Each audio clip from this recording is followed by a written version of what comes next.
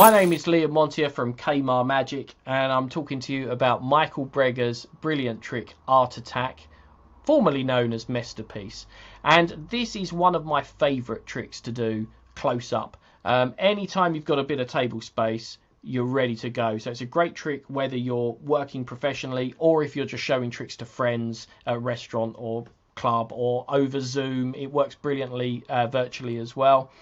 And what I love about it is the fact that it ticks all the right boxes for me in that it's completely self-working. There's no hidden sleight of hand or moves at all.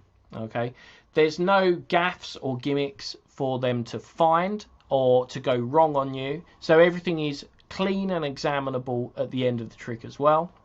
And there's no marks or anything like that. The handling has all been whittled down to basically non-existence, which means you get this totally baffling trick that instantly resets itself and can just live in your pocket until you want to perform it. And it's a show-stopping feature piece with a real kicker finish as well. One of those tricks where everyone thinks they see where it's going, it seems to go wrong, and then, you know, it all works out all right in the end, like all the best stories do. So yeah, let's take a look at the performance, and you can see a full uncut performance of me doing Art Attack by Michael Breggar. So in magic and in life in general, there are two sorts of magicians. There are card trick people, which would be me, and then there's performing artists.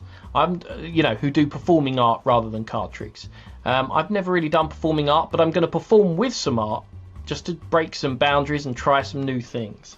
So what I've got down here is my card trick with art, right? So I've got my little easel here. We're going to set that off to one side so you can keep an eye on it.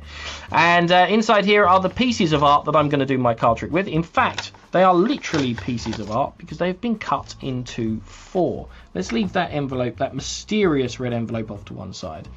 Now, here are my bunch of postcards, which I have cut up. And these are world-famous paintings. You've got Renoir's luncheon at the boating party there. We've got Monet's haystacks there. I think I've got those in the right order. Yeah, close enough.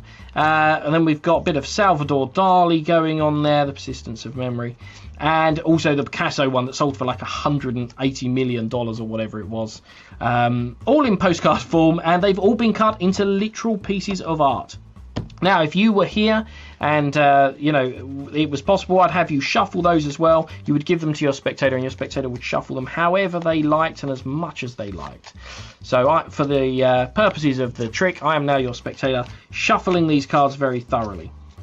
And now we're going to do a special type of shuffle as well. So we're going to deal all of these out. Now, obviously, you've shuffled these up, they're mixed. There's millions of possible combinations that these could all be in as we deal them out like this. There's already millions of possible combinations.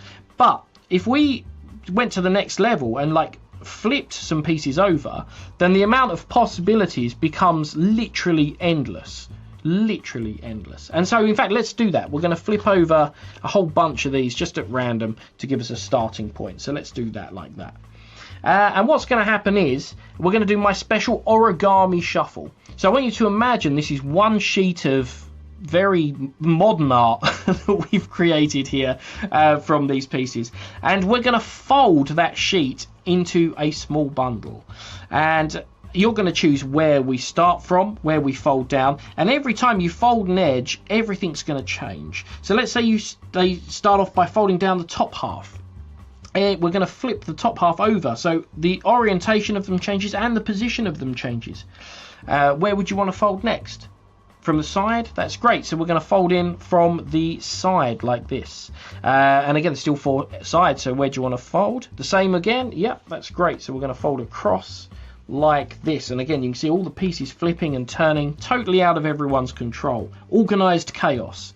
We'll fold the top down like that, and then the bottom section up, for example, like this, and then we'll fold this over here to give us one huge random bundle of cards like that. Let's spread those out so we can see what's going on.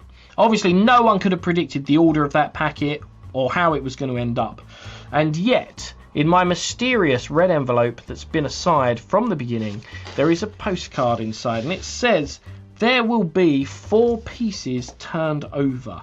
Well, let's see if that's right. This is piece number 1, and then all the way down here, piece number 2, piece number 3, and piece number 4. How weird is that?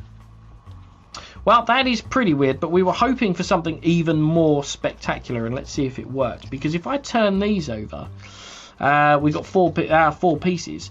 You end up hopefully making something quite spectacular. The luncheon at the boating. Oh, well, that's a little bit unexpected. It's less of a masterpiece and more of a masterpiece. But strangely, everything worked out just as I had suspected. And that is Michael Breggar's Art Attack.